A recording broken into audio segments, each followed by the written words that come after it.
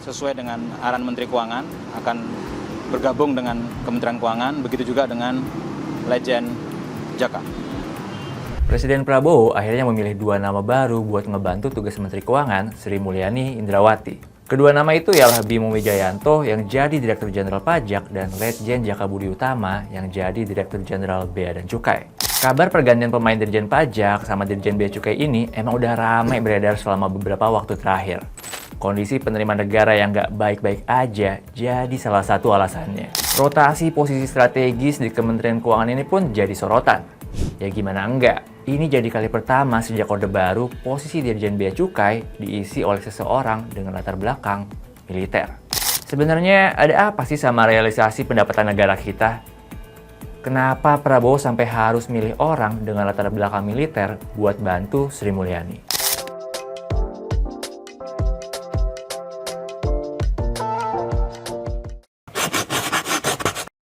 Sebelum kita cari tahu jawaban dari pertanyaan-pertanyaan tadi, kita kenalan dulu deh sama dua nama baru pejabat Kementerian Keuangan ini. Pertama, ada Bimo Wijayanto. Bimo ini menggantikan posisi Suryo Utomo sebagai Dirjen Pajak. Walaupun mungkin namanya jarang kedengaran di publik, Bimo ini bukan nama baru di lingkaran satu pemerintahan. Terbaru, birokrat jebolan UGM ini menjabat sebagai Sekretaris Deputi Bidang Kerjasama Ekonomi dan Investasi Kemenko Bidang Perekonomian dari Desember 2024. Sebelum ngebantu Menko Perekonomian Erlangga, Bimo juga sempat ngisi posisi asisten deputi di Kemenko Bidang Maritim dan Investasi dari tahun 2020 sampai 2024. Pria kelahiran 1977 ini sebenarnya mulai karirnya di Kementerian Keuangan pada tahun 2003. Dia berkarir di Ditjen Pajak Kemenkyu sampai tahun 2015 sebelum akhirnya pindah ke kantor staf presiden. Jadi Bimo ini bisa dibilang bukan orang barulah di Direktorat Jenderal Pajak. Oh iya, Bimo ini juga merupakan lulusan SMA Taruna Nusantara tahun 1995. Dia memperpanjang daftar nama alumni Tarnus yang menjabat berbagai posisi strategis di pemerintahan Kabinet Merah Putih. Yang menarik nih, nama pejabat baru yang satu lagi, yaitu Letjen Jaka Budi Utama. Perwira tinggi TNI Angkatan Darat ini nempatin posisi Dirjen Bea dan Cukai yang sebelumnya diisi sama Askolani. Nah, nama ini nih yang banyak disorot sebenarnya. Soalnya, Letjen Jaka ini dipilih sama Prabowo ketika dirinya masih berstatus sebagai TNI aktif.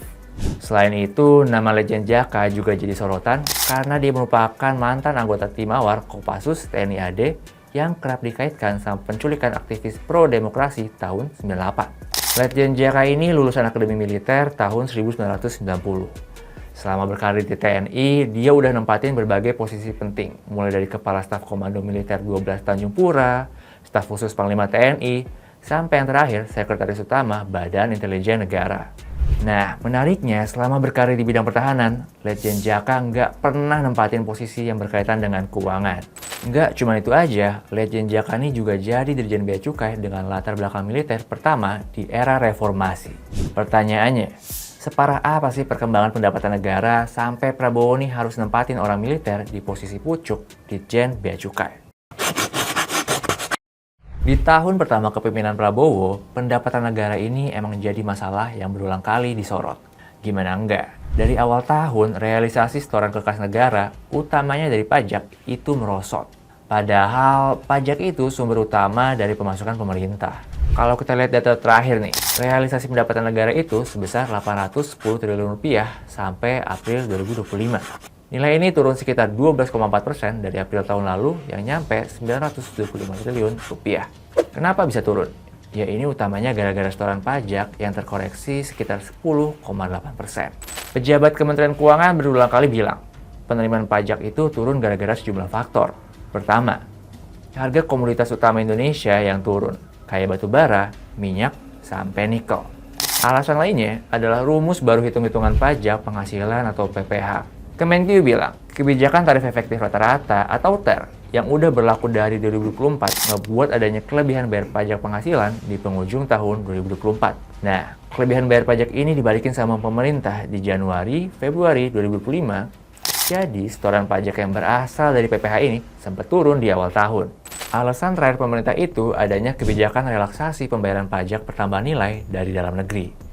Yang seharusnya disetor di Januari, ini diperpanjang waktu setornya sampai awal Maret 2025. Nah, itu dia alasan kenapa setoran pendapatan pajak bisa turun versi pemerintah. Tapi satu hal yang pemerintah nggak mau akuin secara terang-terangan adalah implementasi sistem administrasi pajak Cortex yang belum maksimal.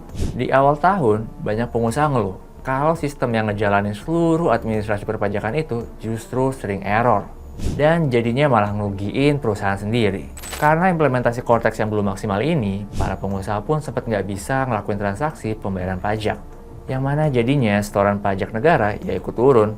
Makanya, Cortex ini emang jadi sorotan berbagai pihak, nggak cuma pengusaha aja.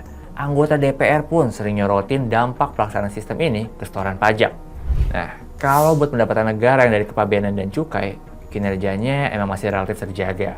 Sampai April kemarin, realisasi pendapatan dari pos ini udah nyampe 100 triliun rupiah atau naik sekitar 4% secara tahunan. Tapi, itu nggak berarti bea cukai nggak ada masalah loh. Presiden Prabowo beberapa waktu lalu sempat nyentil langsung bea cukai. Menurutnya, sampai sekarang di dalam bea cukai itu masih ditemuin masalah penyelundupan barang dari luar negeri. Nggak cuma itu aja. Orang nomor 1 RI itu juga menilai bea cukai ini sering jadi institusi yang justru menghambat kemudahan kegiatan usaha. Terus, masalah lain yang harus dihadapin sama bea cukai adalah peredaran rokok ilegal yang meningkat. Beberapa temuan nunjukin kalau peredaran rokok ilegal ini naik selama beberapa waktu terakhir. Alasannya, masyarakat ini beralih ke rokok ilegal karena harga rokok yang legal ini terus naik seiring dengan penyesuaian tarif cukai hasil tembakau. Peredaran rokok ilegal ini tentu perlu jadi perhatian bea cukai. Soalnya, cukai hasil rokok ini jadi penyumbang utama setoran pos kepabeanan dan cukai. Nah, dengan melihat sejumlah masalah itu, apakah 2 nama baru yang dipilih Prabowo udah tepat buat ngisi pos Dirjen Pajak dan bea cukai? Walaupun kondisi pendapatan negara lagi nggak baik-baik aja, keputusan Prabowo buat ngeganti Dirjen Pajak dan Bea Cukai tetap menuai sorotan. Khususnya sih terkait penunjukan Letjen Jaka sebagai Dirjen Bea Cukai. Status Letjen Jaka yang masih menjadi prajurit aktif ketika dipanggil Prabowo ke istana membuat publik mempertanyakan aspek legalitas hukum penunjukan Dirjen Bea Cukai baru itu. Soalnya, kalau ngacu UU TNI ini, posisi Dirjen Bea Cukai itu nggak masuk dalam daftar posisi di kementerian lembaga yang boleh ditempatin sama TNI aktif. Sejumlah pihak pun khawatir, hal itu justru semakin membuktikan kembalinya Dwi Fungsi ABRI. Peneliti Pusat Studi Konstitusi Fakultas Hukum Universitas Andalas, Beni Kurnia pun bilang, posisi Dirjen Bea Cukai secara hukum seharusnya diisi oleh seorang profesional yang punya pengalaman tentang bea dan cukai. Menurutnya, masuknya TNI ke ranah sipil ini justru berpotensi ganggu jalannya roda pemerintahan dalam pelayanan publik. Terutama ini berkaitan soal profesionalitas sampai relasi kuasa dengan pegawainya. Sementara itu, Direktur Eksekutif Pratama Creston Tax Research Institute, Priyanto Budi Saptono menilai, tepat atau tidaknya Letjen Jaka menjadi Dirjen Bea Cukai baru itu tergantung perspektif masing-masing. Dengan latar belakang Prabowo yang merupakan seorang militer, ya nggak kaget kalau dia percaya posisi strategis lain juga ke seorang militer. Tapi Priyanto ini nekenin, kalau asas legalitas itu harus tetap dijalanin. Artinya, kalau emang menempati posisi Dirjen Bea Cukai, Letjen Jaka harus pensiun dari TNI. Sementara buat Bimo, dengan background-nya yang juga masih berasal dari Direktorat Jenderal Pajak, sejumlah pihak nih naruh harapan cukup besar buat Dirjen Pajak baru ini. Dengan pengalamannya sebagai analis Senior Center for Tax Analysis di DJP, Bimo diharapin bisa ngatasin permasalahan Cortex. Ya, soalnya kan memaksimalkan potensi pendapatan negara menjadi sangat krusial di tengah kondisi ekonomi global yang nggak nentu. Apalagi kayak yang kita tahu, pajak masih jadi tulang punggung kas negara. Jadi itu dia, pendapatan negara emang jadi masalah yang emang harus diatasin sama pemerintah. Karena keberlangsungan dari kebijakan-kebijakan pemerintah jadi sangat bergantung sama kinerja pendapatan negara. Walaupun rotasi pemain mungkin bisa jadi salah satu solusi jangka pendek buat ngatasin masalah pendapatan negara, tapi yang harus diingat, itu tetap harus dilakuin sesuai ketentuan yang berlaku. Nah, buat sekarang kita cuma bisa berharap. Semoga pemilihan 2 nama baru ini bisa ngebantu Sri Mulyani mengatasi masalah pendapatan negara.